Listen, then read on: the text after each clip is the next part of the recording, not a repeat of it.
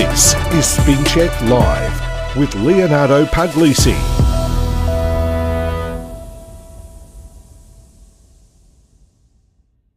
Much for your Australian Eastern Daylight Time, 7:30 in South Australia, and it's 5 p.m. over in the West. This is SpinCheck Live right here on 6 News. We're just over a week out from the Victorian state election. Tonight we're hoping to bring you a great panel. We've got Legalise Cannabis's Rachel Payne and also Dr. Kate Lardner, independent from Mornington. They'll be joining us at about 8:10 p.m. Eastern. But we want to start with those major bombshell revelations overnight about Victoria's upper house voting system and the minor parties that you could see elected in, well, just a few days. MPs and experts tonight calling for reforms to the upper house voting system after a video emerged showing how secret deals are made in Victoria's Parliament. Now, a group voting ticket system, as we've covered before here on 6 News, allows party to allocate preferences by essentially putting the to voters whose names appear above the line on upper house ballots, I should say. Victoria's the only state to allow this. WA abolished it after their 2021 state election, to essentially harvest preferences with very minuscule primary votes. Micro parties have essentially made complex and secret deals. Preference whisperer Glenn Druery has made a living doing these preference deals for minor parties. There is no law against it. The Angry Victorians Party, which is the state branch of the Australian Values Party, yesterday leaked a video to the media showing Druery boasting of his influence. Now, before I'll bring in a moment, I'll bring in political editor Roman McKinnon to discuss this, but here's just a short clip of the lengthy video that shows Druery discussing the cost of winning an election after taking his advice. Just so I have things outlaid here and now, depending upon opportunities arising, cost. So since we're not at the table, cost for us getting elected, what is it? If you win, you'll give me 55k. 55. Well, and normally I'd charge you 5k as a... It's gone up 5,000 since last time, mate. Not really. Before was before. There was a before and after, whereas now it's... Everybody gives me 5k as a member of the family. Okay. I'm not going to charge you that. If you win, you can give it to me. But let me say this. What I would suggest you do if you win is, I know my way around the parliament. I know my way around the legislation. I know all the players. I would urge you to take me on as an advisor and consultant. You can pay me through the administration fund and I'd be charging you roughly $1,000 a week. And I think you probably only need me for a year and a couple of weeks. Uh-huh. This bit is the easy bit. Yeah. Getting elected is the easy bit. I've put people in Parliament who have been executives in airlines, a divorced mother who hadn't had a job, in 20 years. Taxi drivers, school teachers, accountants, I'll put all kinds of people in. It's a pretty damning video, and again, it's only a short part of it. There was quite a lengthy video, and look, we've got links on our website right now, SIXNewsAU.com, to join us to discuss and kind of unpack this pretty extraordinary video. We have in political editor Roman McKinnon joining us from the 6 newsroom. Roman, what do you make of this? Has this made a joke of how people vote in the Victorian state election? Because we hear often on social media, unfounded claims that this election is going to be rigged. And again, they are unfounded. But then you see this and you see how someone is essentially, in his own words, controlling so many minor parties. And I think there's almost 10 that are working with him at this election alone. I think so. I think it's quite unfair to the voters. I said this a couple of weeks ago. It's kind of like what we saw in the federal election with the Teal independents and having that one person overrule a bunch of people. In this case, it's minor parties. I think it's quite unfair on those minor parties and that one person. And it also kind of reflects on those independents as well. They kind of get put into the same hat as, this one big person controlling all of them, when that's not really how it works. I guess it's, however many major parties you have, and then the little ones, it's more like all of them or most of them are major parties now. So it's quite interesting. Glenn Druery, he used to work for the Animal Justice Party. I'll just get into this quickly, but as mentioned in the video, Druery said that he controlled multiple minor parties and expects to receive $55,000 if the Angry Victorians Party won a seat for basically. Just so I have. Yeah, I mean, it's extraordinary. And look, just on what you mentioned with the Animal Justice Party there, this happened. Revelations came out with that AVP leaked video. What essentially happened, and look, there's a full article on SIXNewsAU.com right now to break it down, but in brief, they worked with him to get preferences from the other parties that work with him, and there's a couple that includes Darren Hinch's Justice Party, Health Australia Party, Sustainable Australia, the list goes on. But they worked with him basically to get their preferences. They were supposed to, in return, preference those other druery-linked parties. Very last minute, they didn't. They put their own GVT in, they put their own group voting ticket in, and they preferenced other progressive parties. That includes Reason, the Vic Socialists, also Legalise Cannabis, and as we mentioned, we've got a Legalise Cannabis Party candidate joining us shortly. What do you make of that move? It's a pretty incredible I guess you could use the word trick there, but they've gotten him. They've really gotten him there. They've gotten the preferences they need, and this could very well result in an Animal Justice Party MP, potentially another one, getting elected come November 26. Exactly, it's definitely a trick and sort of got the word out there. Essentially, how it works is that the Animal Justice Party will get the preferences from Glenn Drury's parties that he's kind of assembled, but Drury's assembled parties won't get the preferences from the Animal Justice Party. So as you mentioned, that could likely result in a seat for the Animal Justice Party. So also Drury set up Legalise Marijuana Party, which is pretty much impersonating the Legalise Cannabis Party, which I'm sure we'll get into a little bit later on in the show. It's definitely a trick. Yeah, I think it's that, but also with the future of politics, you know, who can we trust now? Because I'm sure that those parties that you listed just before won't, or Glenn Drury won't have the trust of those parties that you listed before now. And even if he does keep the trust of them, this system could be dumped. I saw in the Age today the Liberals have committed to dumping it. Now, I don't think it's likely they're actually going to win. Labor seems to want to commit it. Dan Andrews said today, he claimed that he doesn't know Drury, has never met him, which was an interesting claim that a lot of people seem to have disputed. Keep your comments coming in the live chat right now. Monique Delaney says, sickening, doesn't this make compulsory voting, what compulsory voting really means? They cook the soup and we get to slurp. Interesting comment there. But Roman, I want to know, because your thoughts on this, given what we've seen right now with these, claims that there's claims from Drury himself that he's controlling these parties, and also he allegedly set up two parties as well, being Legalise Marijuana and Sack Dan Andrews, again being alleged there. But after all these revelations, even if Labor seems to have been supporting it, do you reckon this might be it for group voting tickets? This could be the reason they are, after several decades, finally dumped, and not just in Victoria, but that would mean everywhere in Australia by default. I'm not sure. I'm not really across all of the group voting tickets, obviously. It's only in Victoria. It's not nationwide, and obviously not in the federal election. I'm not sure if that might be it, because who knows what might happen in the next week or so up to Saturday, the 26th of November, and what kind of, if there will be any more deals, really. Maybe. I don't think so, though. I think it might take something a little bit bigger to push the GVT out the window. Yeah, and look, as you mentioned, there has been dumped everywhere else. WA dumped it after the 2021 state election, where Daylight Saving Party candidate with 98 primary votes got in, and also two Legalise Cannabis Party MPs, and again, we're speaking to a Legalise Cannabis candidate shortly, were also elected. It was dumped federally before the 2016 election, after we had a motoring enthusiast party senator elected in Ricky Muir. Fun fact, he's running for Shooters, Fishers, Farmers this election. It seems to have been a total mess. Reading out more of your comments right now, Aidan says, hopefully that's it for GVTs. I know Anthony Green, ABC, has been calling for it for ages now.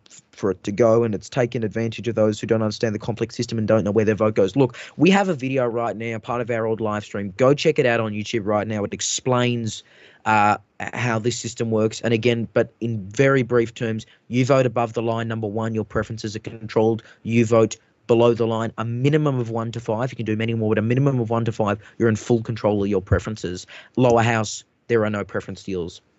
So that is it in terms of the system in simple terms there. Roman, the other thing is, and we discussed this the other week, but, polls seem to have been tightening, as have betting odds, although, again, don't trust the bookies, don't trust the polls. Do you still reckon, as you said to me the other week, that Dan Andrews will get in, he will win this election and actually retain his own seat as well? I think definitely he'll retain his own seat. And I think he'll probably or maybe not just, but he'll probably just edge over for a majority. I don't think the Liberals and the other parties will be able to push his government back into minority, but I think he'll get in with a majority government. Yeah, and look, what do you make of kind of the current situation in terms of politics in Australia in general? Because if Labor wins this election and then Labor wins in New South Wales, the reality is Labor will hold government federally and in every single state and territory bar Tasmania, everywhere on mainland Australia, which is pretty fair to say dismal for the Liberal Party. So it looks like this could be at least in 2023, because only New South Wales has an election next year in Australia, it looks like it could be a nice 12 months for Labor in terms of being able to cooperate with the other states, given they're all going to be from the same party, bar one. I think definitely. I think this will be now, instead of the sort of a lot of blue and a little bit of red, I think it'll be a bit of red nation now, as some, a lot of states now, and if Dan Andrews wins in Victoria next week, I think it's definitely moving forward with politics and we had the federal election earlier in May this year, wanting a better future, changing a new change. And also it wasn't just about the two major parties. So I think we might be able to see some of the minor parties again in force in the Victorian election, not just in Victorian and federal election, but more to come. People want that alternative. And I think that's definitely something that will continue to happen. Yeah, look, it's going to be really interesting to see how this continues to unfold. Roman, just one other final thing I think I should bring up there in terms of minor parties. I'm interested in what you reckon here in terms of just going back to what we talked about with GVT. I had a prediction, and a few others have said it, that in the upper house we could have minor parties outnumber the major parties in total. Do you reckon that's possible given the movement away from the major parties? I don't think it's possible that a minor party will be outnumbered the major parties. It kind of depends what seat. Obviously in Mulgrave, I don't think a minor party will outvote or outwin, outwin a major party. But I think maybe in some other seats that, the Animal Justice Party and other minor parties like that, Legalise Cannabis, is another one. I think they might be I think they could definitely win a seat if, not kind of like the United Australia Party, what they did, just going back quickly to the federal election, to spread themselves out to more focus on a couple of seats that they look could be possible to get and just focus there. Yeah, look, it's going to be really interesting, and we will have you on next Saturday night for our live election night coverage, which is from 6 p.m. Eastern Daylight Time on our YouTube channel right now. Roman McKinnon, thank you. Thanks, Leo. All right, well, coming up after the break here on 6 News, we have our panel of candidates. We have Rachel Payne from Legalise Cannabis, and we also have Dr. Kate Lardner, an independent candidate for the seat of Mornington. Dr. Kate Lardner had a big victory today in terms of how to vote cards with the VEC, and, of course, with those revelations about upper house voting. What does that mean for Legalise Cannabis? We'll have all those details, and we'll answer your questions live after the break. You're watching 6 News SpinCheck Live. We'll be back very shortly.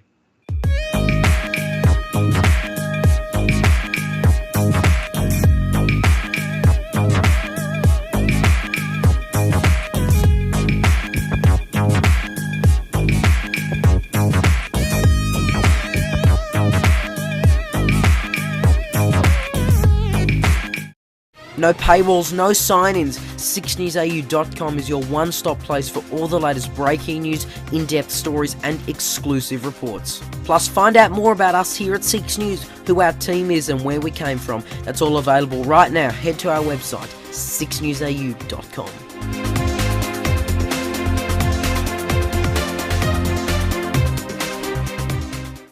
When big news breaks, It pains me to announce that I have no option but to resign from the office of Premier. Reimpose stage 3 stay-at-home restrictions effective from midnight tomorrow night. Six News is there for you. This was a scene of what some are describing as almost a riot, violent confrontations with police and protesters. Bringing you up-to-the-minute coverage that's focused on the facts. I just wrapped up a call with the Trump campaign. The waters have begun receding in southeast Queensland now. The cleanup begins. No matter the time. Welcome to this Six News major breaking news we have for you. No matter the place. Yeah, sorry, I'm at the supermarket right now. You'll always see it first right here on Six News.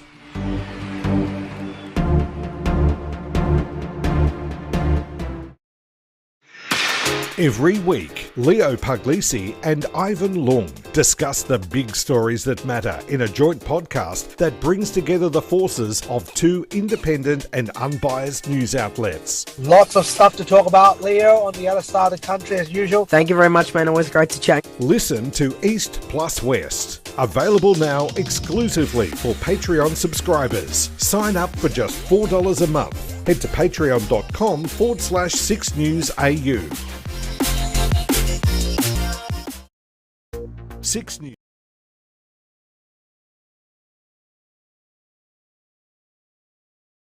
SpinCheck live on Six News. I'm Leonardo Puglisi.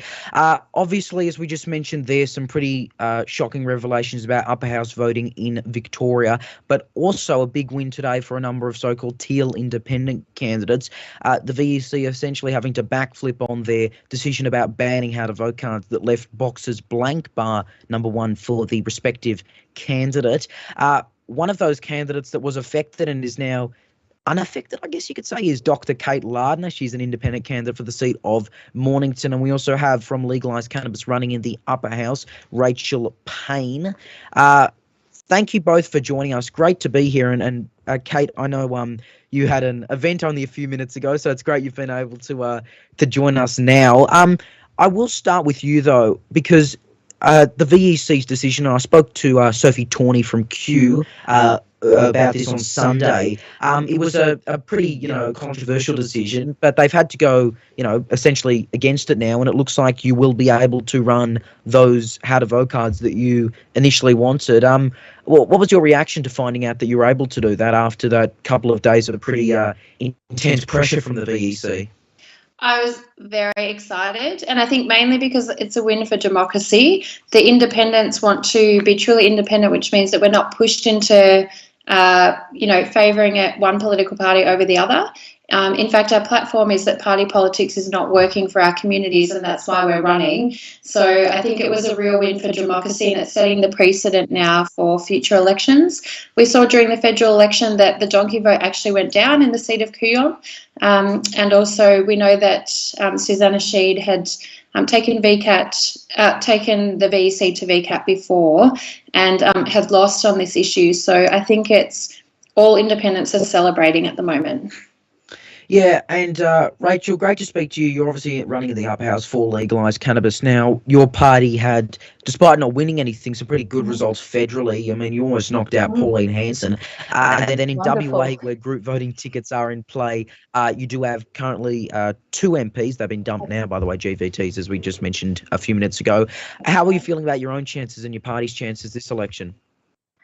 I think we're all feeling very good. I mean, the appetite for cannabis law reform is really prevalent within Victoria, and we did see in the federal election, as you mentioned, that there was a strong first preference vote. Over 500,000, 500,000 voters voted for Legalise Cannabis in the federal election. So, I mean, looking at those sorts of figures, and you've got, I think around 600,000 Victorians admittedly used cannabis in the last 12 months. So I think that we've got a strong chance of actually pushing this issue forward and getting that leaf on the ballot recognised and getting someone, if not a couple of people in Parliament, and pushing for the cause.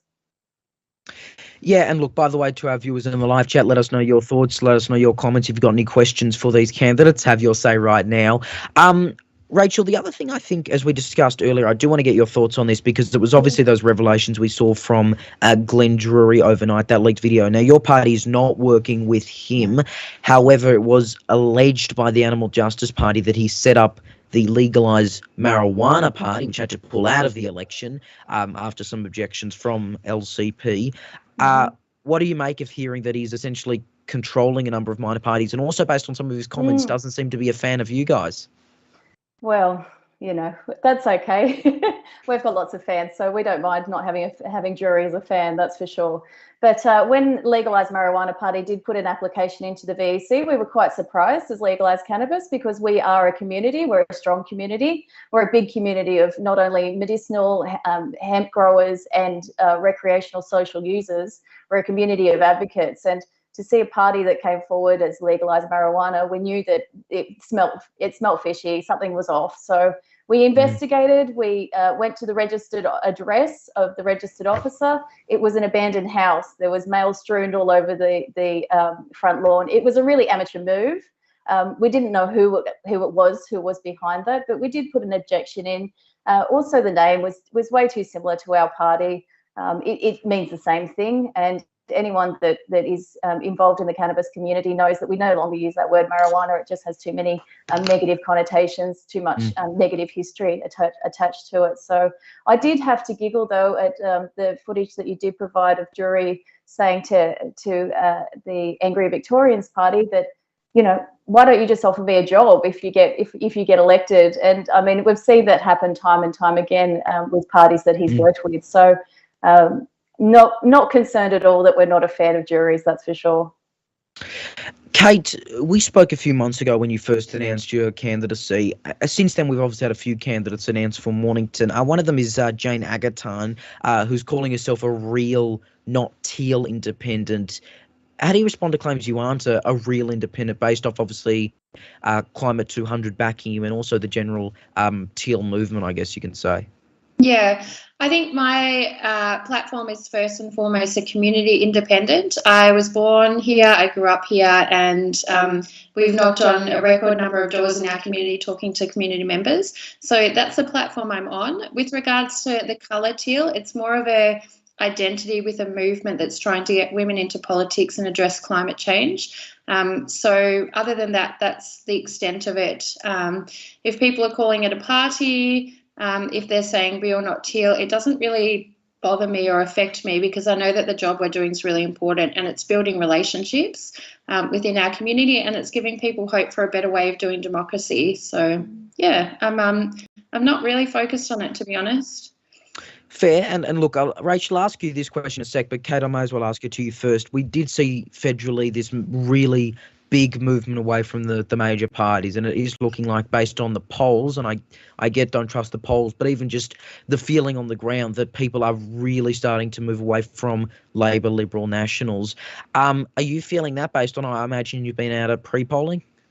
Definitely, yes. I think people are very excited to see an alternative, and people are saying vote Dan out or Matt Guy is not a good alternative. So I think the parties are not appealing to anyone, and so they're glad that they have a strong independent in their community who, again, is from the community and has communicated with them that will represent them. So the feeling on the ground is excitement and hope, which is great. Yeah.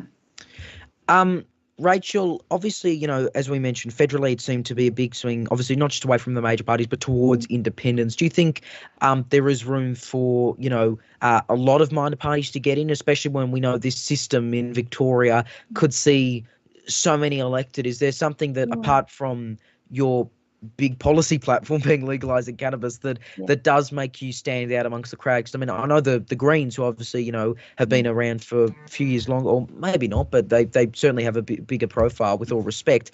They also want to legalise cannabis, unless I'm mistaken there. So what makes you guys stand out apart from the name itself? And I think, looking at who we have worked with to, like-minded parties in negotiating preferences and worked hard to find other parties that are like-minded and are supportive of cannabis. Obviously, you do have the Greens and parties like Reason, Animal Justice do come up in those conversations. However, I think that what's important to remember is that the major parties, and Greens included, tend to have a whole policy platform. Cannabis isn't at the forefront of that movement, and I think having a Legalise Cannabis representative in there that's laser focused on the issue not only looks at medicinal cannabis accessibility and the recreational and legalising cannabis, but also looks at opportunities around the hemp industry, looks at opportunities around innovation and creativity around ways of using hemp and cannabis in all forms. So having a policy around, yes, we want to legalise cannabis for recreational use is great, and we support that, but we would like to take it further, and we would like to see cannabis be a big conversation of the future, particularly with the environment. But then, and look, it's fair, there are plenty of single issues or parties focused on one issue that are active or have been active in Australian politics. But then if that is really your big major policy platform, are you actually able to, have or do you think voters would be able to, figure out, if they look at the polls or look at your website right now, what you might do in the event of, major bills needing to be passed by the crossbench, not on cannabis? I mean, we had an MP from Transport Matters who was crucial in passing a pandemic bill. So is Legalise Cannabis actually able to take on that huge challenge of potentially being a major deciding vote in Victoria's upper house? I think most certainly, and what's been prevalent right now in the conversations we've had with a lot of the other parties, particularly the progressive parties, is that we do work together and we do find common ground, and we do find an alignment with our philosophies. And I believe that we're very much evidence-based, and we're very much about community. And I think that for a lot of people out there, medicinal cannabis or recreational cannabis or cannabis law reform is something that is a daily issue for them. So there is representation there where needed. Just wrapping up now, I'll go with you, Kate, first. I want to know your thoughts on how you're going to go, and then how the general election may play out, given I've mentioned it so many times, but I'll say it again. The polls are saying one thing, but you never trust the polls. So, yeah, how do you think you're going to go? How do you think, or what do you think the results might be like? And then Rachel will ask you the same thing.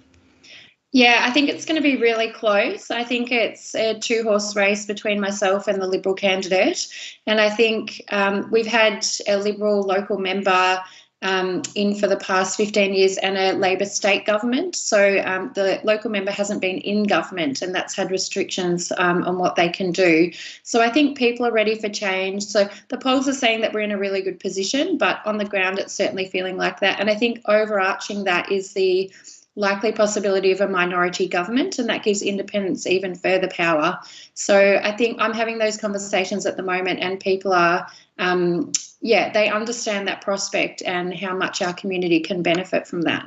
I'll just quickly come to one comment you made there, though. And I mean, look, it is fair. Liberals have only been in government, 4 years since 2000. But, if you're elected, you won't be in government either. So, would that restrict what you do? So I may well be forming government, but if I'm on the crossbench, I think the benefit of not being a Liberal-Labor mismatch is that they get stuck in a political gridlock where they're each other's direct competition, whereas as an independent you work with both sides of politics to get what you need for your community. You're able to introduce bills and amend bills, but also generate debate, and then also build relationships on both sides of politics. And I think that's the real power of independence on the crossbench. And we saw Cathy McGowan, Helen Haynes, Zali Steggall, they've all been able to, powerfully get funding for their communities, and also introduce things like the Anti-Corruption Commission, keeping that front and centre on the federal Parliament's agenda, and getting the Climate Change Bill and Act. So they've really been able to affect change from the crossbench. Yeah, Rachel, just quickly on the same question or same issue to you, how do you think the lower house results might play out, and then what do you reckon the upper house could look like, given again that the system we have could provide a pretty huge crossbench, even bigger than the one we have, which as it stands outnumbers the upper house coalition numbers? Yeah, and I think I tend to agree with Kate on that point, that a diverse crossbench is actually creates more rigorous debate, and we actually nut out a lot of the issues more so than somewhere where there's a common party or a lead party. I think that we'll probably see quite a different spill of the parliament to what we saw last election. I think that we'll probably see a Labor government. However, I do believe that we'll see a crossbench that will be very diverse, and I hope that it is one where it's progressive, it's mindful of community, and that we do see some legalised cannabis representation in Parliament. I think it's time for change. It's going to be really interesting to see how this plays out, and I really can't wait to see how this results go in terms of the independents on the lower house crossbench that we could see potentially, and then also the upper house. So best of luck to you both. Rachel Payne, Legalise Cannabis, Dr. Kate Lardner, independent for Mornington. Thanks both for your time. Best of luck. Thanks so much. Thanks, Leo. All right, well, now to our random political party of the week as chosen by our Patreon subscribers. Had a couple options up for you earlier this morning. The one that was chosen was Fraser Anning's Conservative National Party. Now, the party, as you might expect, was formed by none other than Fraser Anning. Forget the former senator for Queensland, who was a resident with One Nation, then sworn in as an independent. Then he joined Katter's Australian Party before then being expelled in 2018, 2 months later after his maiden speech, where he included the phrase "final solution to the immigration problem." He had the party registered just over a month out from the 2019 election with the abbreviation Conservatives Nationals Not Allowed, of course, with both the Nationals and the Oz Conservatives existing. The party didn't win any seats in the lower and upper houses. Anning himself was not re-elected, and the party was then deregistered in September 2020. And just before we wrap up tonight, we've got to show this clip to you in case you missed it. We saw it being released early this morning, a number of media outlets. A second meeting between Justin Trudeau and China's President Xi Jinping took place on the sidelines of the G20 summit.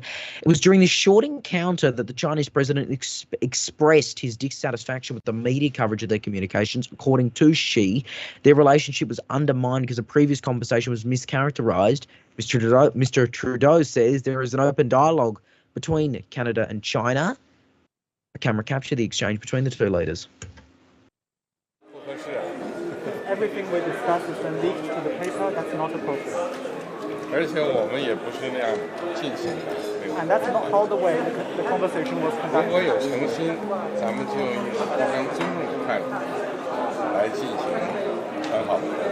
If there is sincerity on your part, free and open and frank dialogue, and that is what we will continue to have. We will continue to look to work constructively together, but there will be things we will disagree on, and we will have to continue. Let's create the conditions first. There we go. That was Justin Trudeau there walking away, and that was the encounter for Xi Jinping. And, of course, we've been covering the G20 summit, so we'll keep you posted on that. A reminder, next Saturday at 6 p.m. Australian Eastern Daylight Time, 6 News will be live all night with election night coverage in Victoria. We'll have a live panel for you with Matthew Hain, political commentator and 6 News contributor and host of Between Parks Place and Capitol Hill, Stuart Jeffrey. Will be reading out your comments live. It'll be like no other election coverage, so you do not want to miss it. That is 6 News for this hour. Again, there's more news 24/7 on our website, 6NewsAU.com, and on social media, Facebook, Twitter, Instagram, TikTok, and Lit. Just search 6NewsAU to find us. I'm Leonardo Puglisi. Thanks for your company. Good night.